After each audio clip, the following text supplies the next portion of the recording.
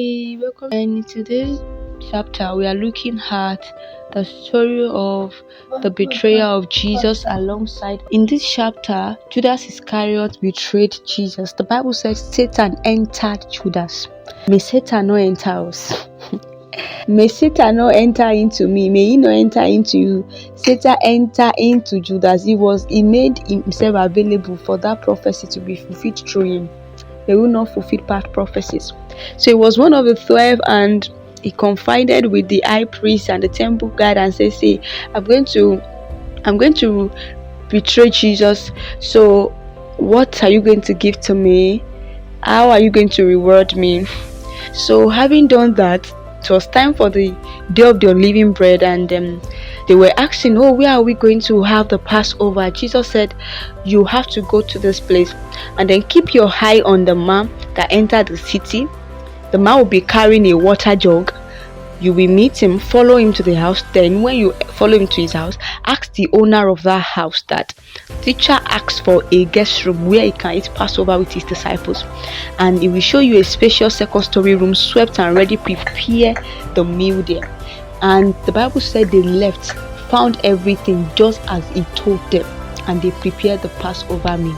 They found everything just as Jesus told them. They didn't argue. They didn't say, "How can we just go into the street and then be waiting for a man that is carrying water jug? What if he never come?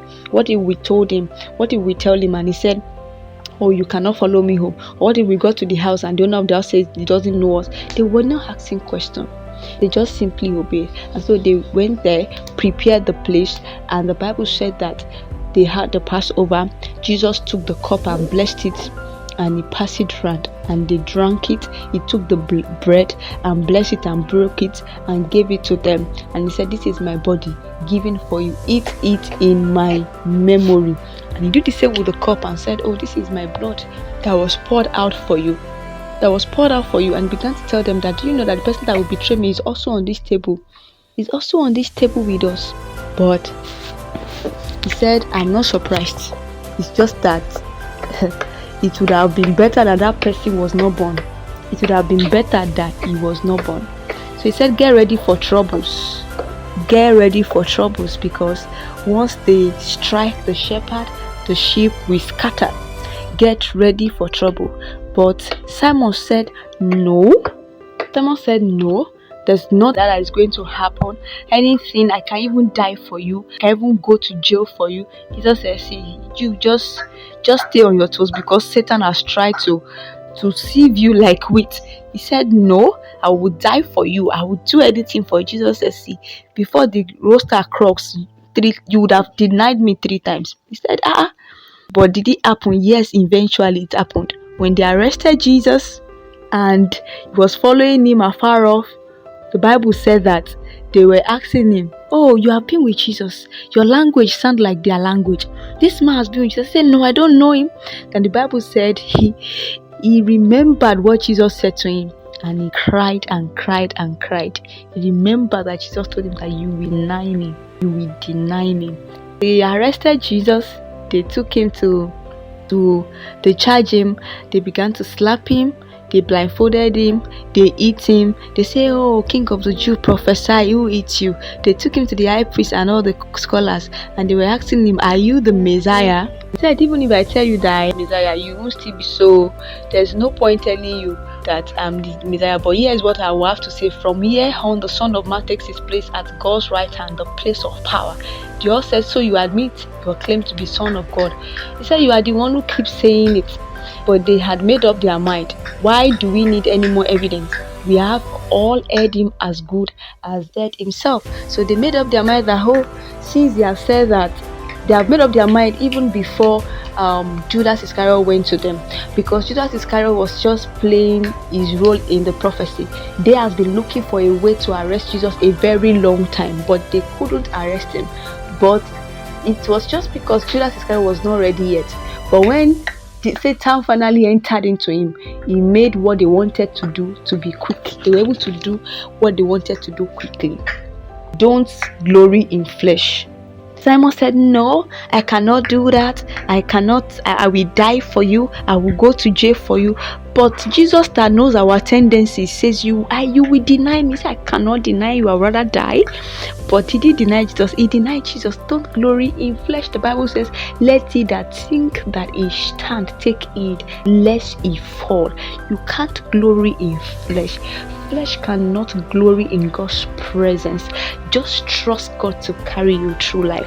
Trust God to work on your weaknesses and make His grace available and sufficient for you in your weaknesses, rather than saying, I can never do that. I can never steal. I can never commit adultery. I can never. Those people that fell into it, did you think at one point they didn't say, "I can never"? But people that could have fallen into it on the other side and didn't fall into it, it was just because they embraced the work of grace. They allowed the grace of God to empower them and to carry them through the whole season, the temptation, and yet they didn't fall. So Peter was saying, "I will never do it," but he did it. And when he did it, we thank God that he was able to turn back to God. Unlike when he was toiling all night and Jesus said, "Lay down your net," and he said, "Oh, depart from me." But this time he didn't say Jesus should depart from him. Rather, he turned back. He cried and repented of his ways. So another thing that we can learn from today's chapter is that God's provision is always available. Jesus never lacked all through his ministry, all through his work on it. He never lacked. Can you begin to imagine the way God provided the coat that he wrote for triumphant entry for him? The way God also prepared and provided where he had his Passover. He said they should go and untie a coat that it has never been ridden before, and they untied it and brought it. Then when it was time for Passover, he said, "Go to this city. You will see a man carrying water jug. Follow him home. Then speak with the owner of the house he enters and say that the master needs a guest room where he can eat Passover meal." Can you see? They didn't know the man. The man did not know them. But he said, "Follow him. Follow this man home. The owner of the house he enters. Tell him that I need a place to eat Passover with my disciple."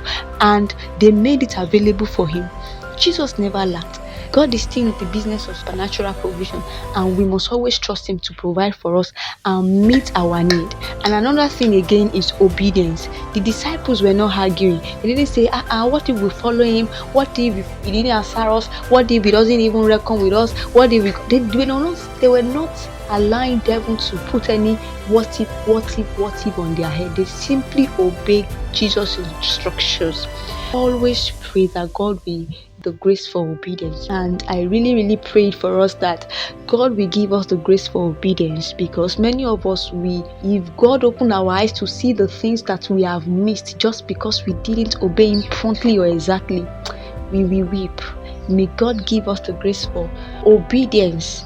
May God give us the grace to obey him promptly and exactly, because that is really the definition of obedience. Alright, this week's friends, have you know moment God has wonderfully and miraculously with you have? Share your victory with us, share your gratitude with people around you to also lift them up in faith.